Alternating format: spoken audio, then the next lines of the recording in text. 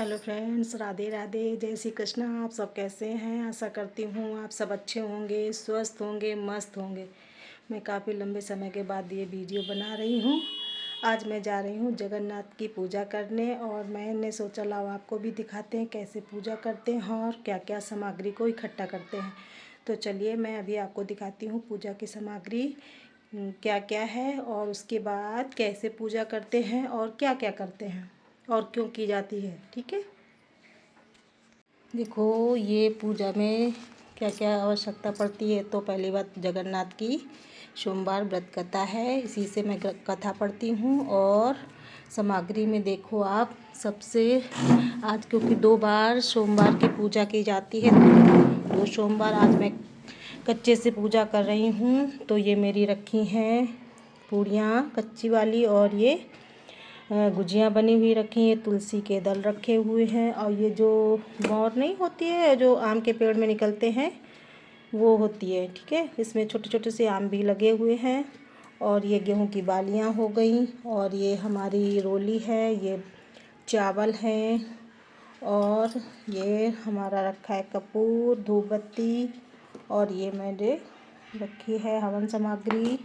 और मैंने केला मंगाए हैं, ये केला रखे हैं। ये हमारे पूजा के बेद हैं, इसको ही रख के इसकी पूजा होगी। और उसकी जगन्नाथ बाबा की प्रतिमाएं भी हैं, वो भी रखे। और ये देखो सबसे ज़्यादा इसमें ज़रूरी होते टेसू के फूल और आम और बालियाँ, ये सबसे ज़्यादा ज़रूरी होती हैं इसमें रखने के लिए। ठीक है, और ये हमारे फूल रखे हैं, ये हमारे कच्चे आम रखे हैं, ये मिठाई मंगाई है हमने भगवान जी के लिए, और ये हमारे 2 दीपक हैं बने हुए। ठीक है, ये तो हमारी पूजा की सामग्री हो गई। अब चलिए मंडप को तैयार करते हैं, कैसे मंडप बनाते हैं ये मैं आपको दिखाती हूँ।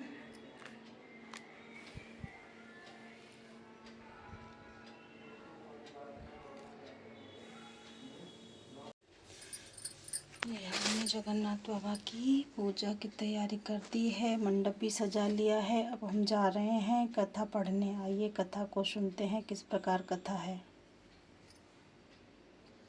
अब एक बार भी बता देते हैं कैसे विधि है, क्योंकि हमारे पास जो भी सामान था मैंने उससे पूजा की है, और कथा में किस प्रकार लिखी है उसको मैं बता देती हूँ। ठीक है, चैत अथवा वैशाख के शुक्ल पक्ष के पहले व दूसरे सोमवार को गोबर से लीपकर श्री जगन्नाथ की फोटो तथा 5 बेत रखें। पहले सोमवार को पंचामृत से स्नान कराकर चंदन व कुमकुम या ढाक के फूल चढ़ाकर आटे के 2 दीपक शुद्ध घी से जला में 5 या 7 गेहूं की बाली, 5 या 7 कच्चे आम चढ़ा में गुड़ धनिया खोया या गुड़ की गुजिया का भोग लगावें। गौ ग्रस निकाल कर 2 रोटी एक बार में खाएं। नमक नहीं खाना चाहिए। पूजन के बाद परिक्रमा करके सबको प्रसाद दें व 5 बेत पीठ पर छुआवें तथा पूजन के बाद दीपक से काजल पार कर लगावें। अब आए जगन्नाथ की कथा कैसी आप शुरू करते हैं जगन्नाथ की कथा। प्राचीन काल में एक सुदामा नाम का एक अत्यंत गरीब ब्राह्मण था। अत्यंत दुखी होने पर उसने लोगों से सुना था कि जगन्नाथ की व्रत और दर्शन करने से सब मनोकामना पूर्ण होते हैं। इसलिए सुदामा जी ने श्री जगन्नाथ जी का व्रत और दर्शन करने का निश्चय किया। घर में ब्रह्माणी को समझाकर थोड़े से चावल लेकर दर्शन के लिए चल दिए और श्री जगन्नाथ जी के स्थान का पता पूछते पूछते यात्रा प्रारंभ की। यात्रा करते कई बार बीत गए। एक भी सुदामा जी ने अनेक दुखी लोगों को साक्षात्कार किया और सभी ने सुदामा जी को श्री जगन्नाथ जी के दर्शन को जाते हुए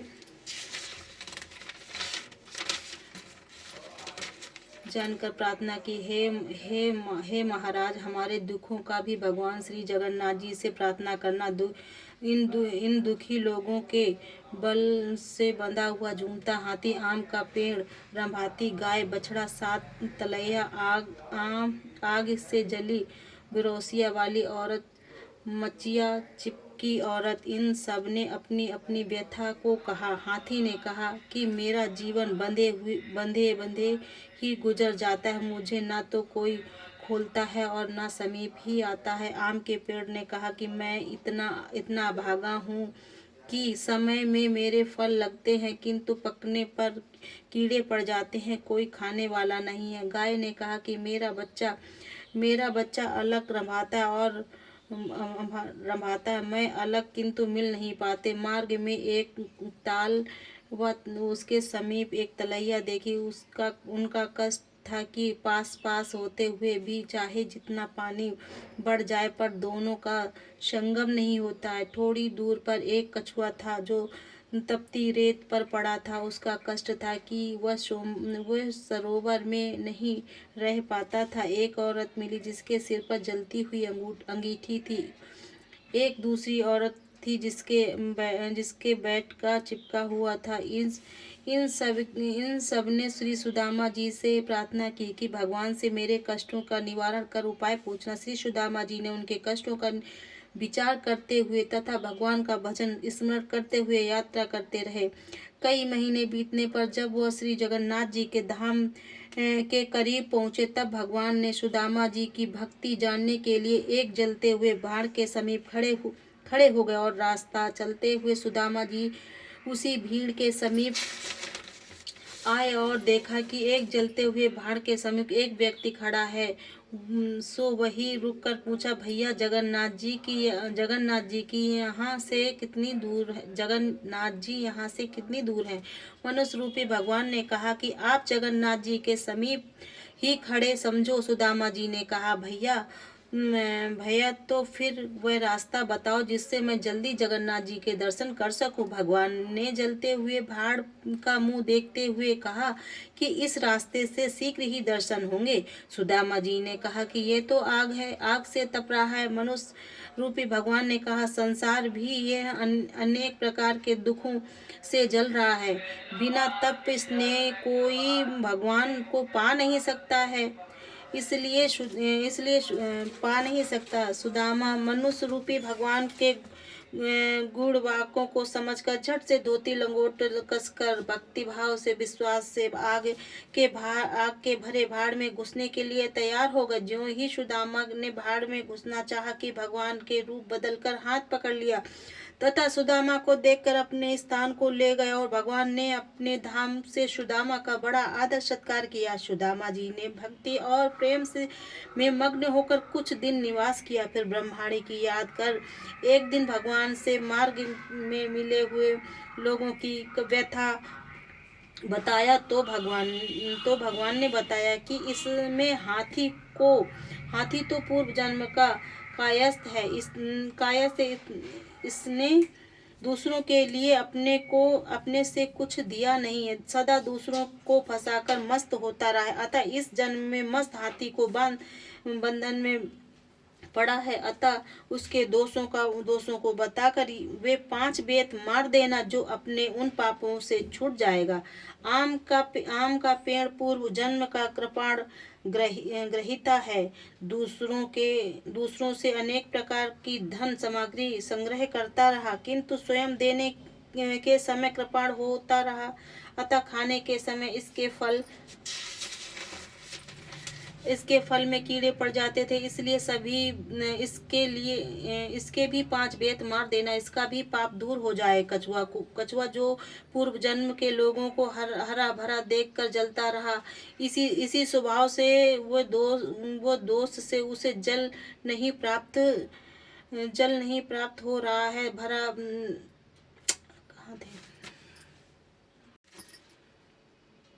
तपता रहता है। इसके भी 5 बेत मारकर जल में छोड़ देना और वो सुखी हो जाएगा। गाय पूर्व जन्म की टोहिनी है, वह माँ की गोद से बच्चों को अलग करती रहती थी, अतः इसका बच्चा अलग रमाता रहता। इसके भी 5 बेत मारकर गाय बछड़ा एक साथ कर देना। ताल तलैया जो पूर्व जन्म में देवरानी जिठानी है, उन्होंने जो एक दूसरे को वापस लिया है और दिया नहीं है, इसी से मिलना नहीं होता, उमड़ घुमड़ कर रह जाती हैं। 5 बेत मारकर चुल्लू पानी एक दूसरे में डाल देना, मेल हो जाएगा।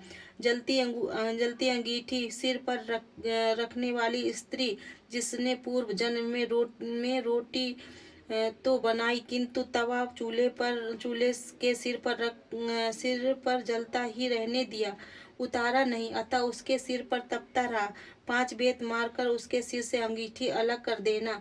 मचिया वाली औरत पूर्व जन्म में बहू होकर सास ससुर जेठ आदि के सामने खाट पर चढ़ी बैठी रहती थी, उतरती नहीं, इसी से उसके मचिया चिपकी रहती है। 5 बेत मारकर मचिया अलग कर देना। इसी तरह सभी के दुखों का निवारण पूछकर सुदामा जी ने श्री भगवान जी से विदा मांगी। लौटते समय सुदामा जी ने सोचा कि बड़ी बेटी से भी मिलता चलूं तो उसकी ससुराल पहुंचे। इसी बीच जगन्नाथ जी के व्रत का सोमवार पड़ा। बड़ी बेटी से थोड़ी गुजिया बनाने को कहा तो वह धन के घमंड से भरी बोली, यह ढकोसले आदि नहीं होते हैं। भगवान कहा है कि ये सब बेकार का दिखावा है, दूसरी जगह जाकर करो। ये सुनकर सुदामा जी दुखी हुए। बड़ी बेटी के घर से छोटी बेटी के घर को चल दिया। रास्ते में एक खेत पड़ा, सो छोटी बेटी गरीब थी। गरीबी विचार कर सोचा कि किसान के 5 बाली मांग लूं। ऐसा निश्चय कर किसान से 5 बाली मांगते हुए बोले, भगवान का व्रत करूंगा। किसान अहंकार से भरकर बोला, आग लगे तेरे भगवान को, जिससे देखो बस भगवान के नाम पर मांगता चला आता है। सुदामा जी दुखी होकर मुड़े ही कि खेत में आग लग गई। तब वो किसान दौड़कर सुदामा जी के पैरों पर पड़ा और माफी मांगने लगा। सुदामा जी ने कहा, भैया मैंने कुछ नहीं किया, तूने भगवान जी को आग लगाई और भगवान ने तेरे खेत पर आग लगा दी। किसान ने प्रार्थना करते हुए कहा कि अब कभी ऐसी गलती नहीं करूंगा। ऐसा कह गेहूं की पाली लाकर अर्पण की। जलता हुआ खेत हरा भरा हो गया। आगे चलकर एक आम का बाग पड़ा। वहां भी सुदामा जी ने पूजा के लिए 5 आम मांगे। रखवारे ने निर्वाचन करते हुए इनकार कर दिया, सो बड़े जोर से आंधी चली कि सारे आम नष्ट होने लगे। यह देखकर रखवारा दौड़कर सुदामा जी की शरण में गया, खुशामद करने लगा। दयालु सुदामा ने प्रार्थना की, भगवान की तथा उसके फल ग्रहण किए तो आंधी शांत हो गए। बाली और आम ले सुदामा जी दोपहर को छोटी बेटी के घर पहुंचे और कहा, बेटी गोबर से चौक लगा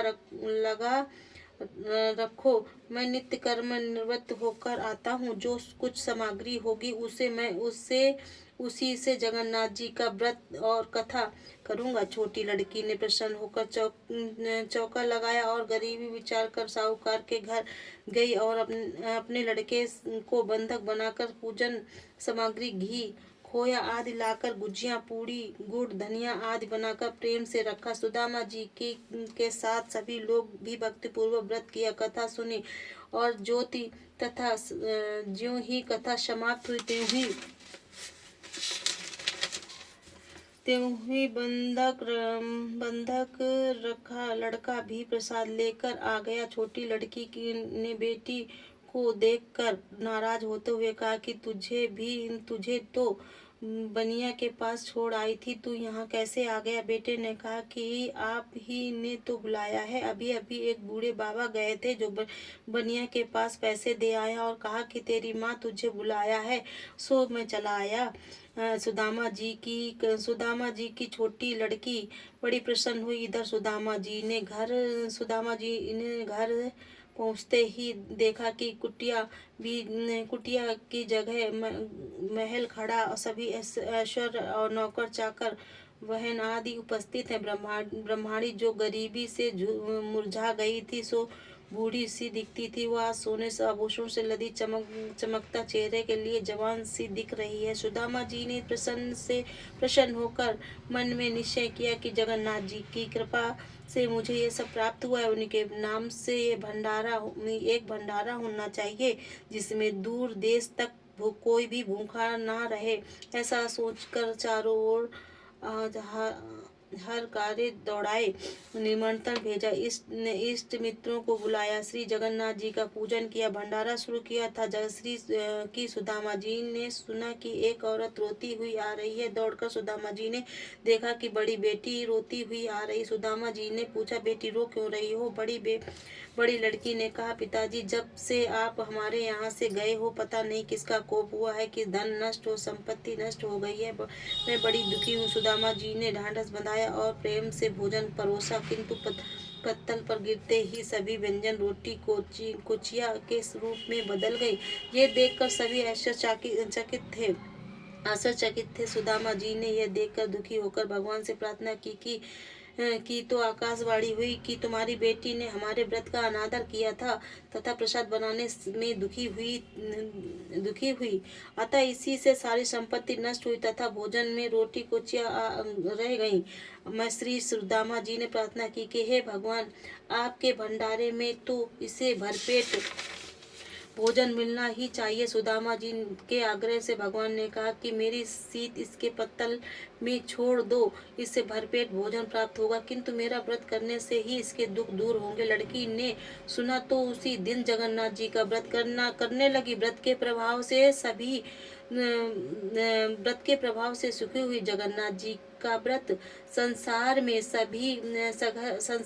में जो भी प्राणी करेगा वह संसार के सभी सुखों को भोग धनवान होगा। जैसी कथा में वर्णित लोगों के दिन बहुरे, ऐसे ही सबके दिन बहुरेंगे। जगन्नाथ जी की कृपा से दरिद्री को धन, निपुति को संतान की प्राप्त होगी। संसार में ऐसा क्या है जो संसार के स्वामी अर्थात जगन्नाथ जी ना दे सके?